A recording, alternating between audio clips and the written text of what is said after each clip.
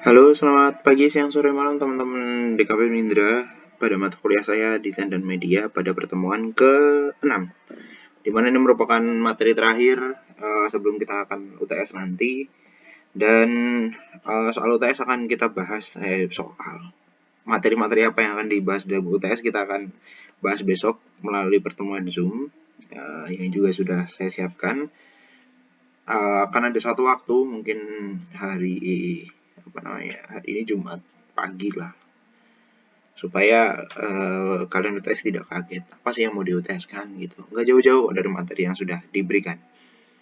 Pada pertemuan ke-6 ini kita akan ngobrolin tentang strategi kreatif desain. Setelah sebelumnya kita sudah mengenal media-media, ada media cetak, media audiovisual, kemudian media cyber. Yang terakhir adalah bagaimana sih kita bisa membuat sebuah uh, karya kreatif yang sesuai dengan medianya, di mana kita membutuhkan strategi di dalamnya. Oke, sebelum masuk ke situ kita akan masuk dulu. Strategi kreatif itu didasarkan pada siapa audiens, siapa segmentasinya, kemudian strategi jenis media. Kenapa hal ini dilakukan? Agar pesan dapat diterima, dipahami, dan tepat sasaran. Ini penting. Kalau kita nggak ngerti siapa audiens kita, kapan audiens kita berinteraksi dengan produk kita, ya akan sulit. Jadi kita cuma membayangkan, oh kira-kira gitu. Makanya M. Arif Budiman, CEO Peta 4 itu mengatakan bahwa kalau kita ingin mengenal audiens kita, maka kita harus juga seperti audiens hidupnya. Dari mulai bangun tidur sampai tidur lagi gitu. Bagaimana dia menggosok gigi, bagaimana dia harus pergi ke kantor atau ke sekolah, dan lain sebagainya. Strategi audiens atau segmentasi ini penting untuk membuat engagement kita kepada produk pun dengan audiensnya.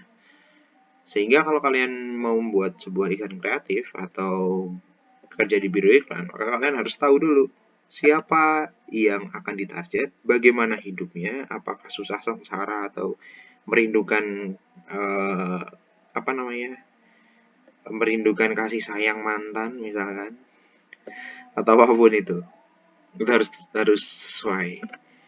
Nah, strategi target audience itu dari teorinya Ade Farbey itu sekurang-kurangnya ada 5. Yang pertama itu jenis kelamin, dikelompokkan jenis kelaminnya, kemudian ada kelompok umur, kemudian wilayah demografis, sosioekonomi, dan psikografis.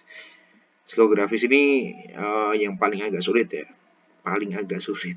Maksudnya sulit juga sih. Bagaimana mereka berpikir atau beropini itu bisa dilihat dari sosmednya. Kalau kata-katanya masih menggunakan huruf dan angka itu macam kode Morse. S4, Y4, M4, K4, N. Saya makan gitu. Bingung kan cara bacanya. Bagaimana mereka menghadapi hidup gitu kan, bagaimana perilaku gaya hidup mereka. Contoh psikografis. Kaum Yapis, Dinkes, Hedon, Arsivers, Strivers, tradisional. Kalian bisa lihat ini dan kalian bisa pause. Oke, kita lanjut. Strategi dan jenis medianya itu ada yang biasa kita kenal menurut Pujianto 2013 itu ada above the line, below the line, drop the line, and ambient media. Kita lihat satu-satu. Kayaknya ini klasik ya, jadi kalian bisa belajar. Kalian sebenarnya bisa menghadapi itu sendiri-sendiri, cuman kadang tidak bisa membedakan apa yang disebut dengan above the line. Ini bisa sifatnya massal, lebih untuk membangun image, cerita, citra. Biasanya pilihan medianya ada media cetak, ada koran dan majalah yang dicetak secara massal. Bisa display satu halaman, atau iklan cover 2 halaman, atau ada advertorial. Advertorial itu kalau di DKV 3 itu membuat ulasan tentang sesuatu yang mengaitkan dengan produk advertorial. Biasanya di koran-koran ada. Bagaimana kalau minum jamu A gitu, bisa jadi apa? Misalnya jadi Ultraman atau jadi Coco Power Ranger gitu kan. Nah itu namanya above the line. Sifatnya masalah. Itu bisa televisi juga gitu. Ada full blocking gitu kan. Ada semi blocking, blocking segment, intercalated gitu. Ini contoh. ALM berhenti merokok, kehilangan pita suara karena merokok. maka kurangi rokok di warung. Oke, fine. Bisa juga internet. Itu sistemnya adalah CPC atau cost per click, dan CPM, cost per mile, dan CPA, cost per action gitu. CPC, cost per click ini biasanya kalau kalian ngeklik dalam satu iklan di media massa, misalnya di kompas.com, kalian klik ya, itu biasanya CPC. Kalau CPM per mile itu biasanya klik, cuman dia basisnya apabila kamu mengulang ke situ itu tidak dianggap itu mile. Jadi yang dicari adalah uniqueness-nya, unik dari kita. Jadi misalkan kita mau ngakalin nih untuk CPC gitu kan, CPC gampang ngakalinya, kamu klik, close klik, close klik, close klik, close gitu kan. Nah itu bisa dihitung per klik. Per mile-nya ini uniknya.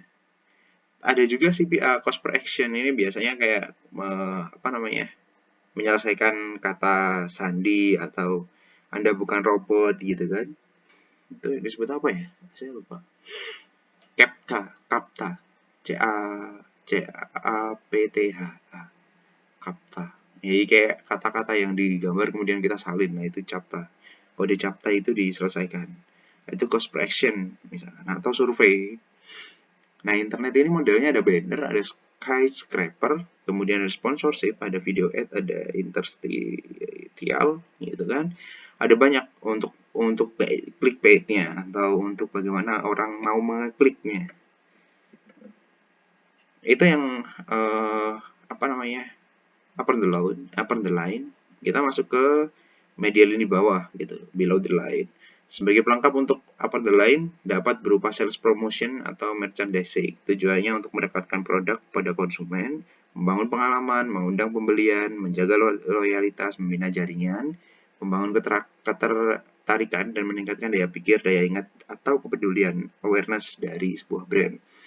Kalau upper the line itu lebih ke peningkatan citra, kalau yang ini itu kayak aplikasinya. Jadi ada yang backup bagian atasnya, orang bisa ngeliat terus kan. Nah, untuk below the line ini adalah pelengkap pendukung upper the line. Promosi dan spanduk biasa. Brosur, direct mail, promo, flyer, gitu, roadshow, neon sign, neon box, build ad, gitu. Yang mana tugasnya adalah untuk aplikatif dari sebuah citra. Contoh, Floor Vision dikatakan sebagai ambient media. Tapi ada juga yang ambient media. Ambient media itu yang menggunakan media tetapi basisnya adalah barang-barang keseharian atau biasa kita lihat misalkan di gedung gitu kan. Kalau contoh yang lain misalkan iklan di kereta. Kalau kita biasa di kereta itu ada jam gitu kan, ketika kita gantolan, nah itu seakan-akan jamnya itu jadi di tangan kita gitu. Nah itu ambience media. Nah, merchandise itu pilihannya untuk mencantumkan logo produk biasanya. Tujuannya untuk memiliki keterikatan, jadi mereka gunain yang mereka bisa ingat, mendorong konsumen untuk tahu tentang produknya, membangkitkan rasa terlibat konsumen dengan produk. Ini macam ini ya, macam Nike yang punya punya merchandise untuk tempat minum, kemudian ada Nike yang merchandise untuk misalkan alat olahraga gitu kan. Nah itu untuk mendorong konsumen menemukan produk atau pesannya. Nah rasa penasaran ini yang biasanya digunakan gitu. Through the line ini merupakan pendekatan baru, dan ambience media itu meningkatkan respon konsumen terhadap cara-cara yang baru, lebih menarik dan unik gitu. Berkomunikasi dengan pendekatan menyeluruh yang lebih konkret, kreativitas dalam menciptakan, bentuknya bersifat entertainment. Entertainment itu menghibur, kejutan atau berbaur dengan keindahan alam, emosional, dramatis. Memiliki segmentasi yang lebih spesifik dan bentuk media di antara atau dapat menggabungkan upper the line dan below the line. Ini dua through the line ini melalui dua pendekatan ini, yang perlu kalian ketahui adalah keduanya ini biasanya tidak menggunakan aplikatif iklan yang pada biasanya tidak menggunakan hanya sekedar iklan hanya iklan yang terpampang di billboard ataupun di media massa, tapi bisa di antara keduanya gitu. Bisa macam kalau ambien yang tadi saya contohkan jam, ada cara lain menggunakan macam flash mob gitu. Stroke the lane itu follow up advertising di media cetak itu bisa kayak gitu. Jadi bisa bercerita dan juga di pop up window di media internet. Ini untuk mendukung dari advertising yang digarap. Contoh ambiennya ini KitKat, dan biasanya juga memanfaatkan fasilitas umum, fasum, tempat duduk, kemudian tadi ada gedung, ambien yang lain, misalkan itu jadi paper bag, mung, dan lain sebagainya untuk mengenalkan sesuatu. Nah, biasanya ini akan berkaitan dengan emosi orang. Contoh ambien media. Itu contoh. Bisa dilihat bagaimana dia menggunakan sarana ruang kebersihan atau yang laki-laki di bagian toilet perempuan gitu kan. So 92% guys said the wasn't justified berlahi. Ya begitulah. Lah artinya. Memanfaatkan sarana ruang untuk kebersihan toilet biasanya dibuat unik, kemudian tidak monoton, sehingga orang akan ingat kayak gini tuh. Gitu. Contoh yang lain yang tadi saya contohkan, jam tangan, ada yang ikat rambut, ponytail. Kemudian ada floor vision, gitu kan. Jadi gunain lantai untuk secara visual itu menguatkan tentang sesuatu. Nah, prinsipnya itu perlu ada keterlibatan diri kita menurut James Webb Young. Keterlibatan diri kita atau immersion, yaitu upaya melibatkan diri kita ke masalah yang ada.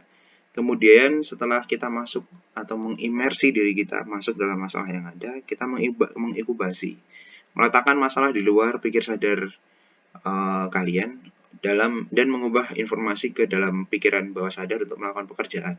Ini yang disebut sebagai inkubasi, atau dalam bahasa DKV 2-nya itu brainstorming.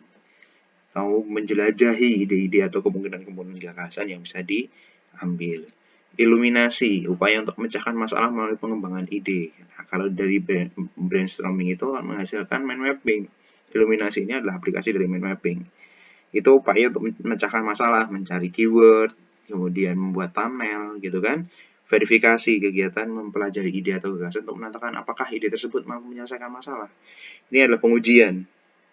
Jadi setelah kita terlibat di dalamnya, kita berinkubasi di dalamnya, melakukan brainstorm, mengiluminasi masalah-masalah yang ada, kemudian kita memverifikasi dengan bentuknya apakah seperti ini, apakah benar seperti ini dengan satu tim ataupun orang lain sesuai dengan target marketnya tentu. Nah, di DKV 2 itu sudah juga membahas tentang hal ini, tentang creative brief.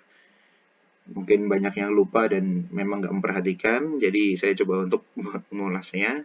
Creative brief itu berisi biasanya adalah project background, masalah utama gitu. Itu yang project background-nya. Kenapa sih harus dengan ambience gitu? Kenapa sih ada iklan yang harus diletakkan di gerbong kereta full gitu kan? Kenapa sih harus ada iklan ketika jalan-jalan di Tamrin itu harus di luar? Nah, itu project background namanya. Product knowledge dan SWOT analysis biasanya berisi tentang analisis tentang produk dan tema yang menjadi subjek utama. Objektif itu berisi tujuan dari pembuatan desain. Ini merupakan hal yang paling penting dalam satu client brief.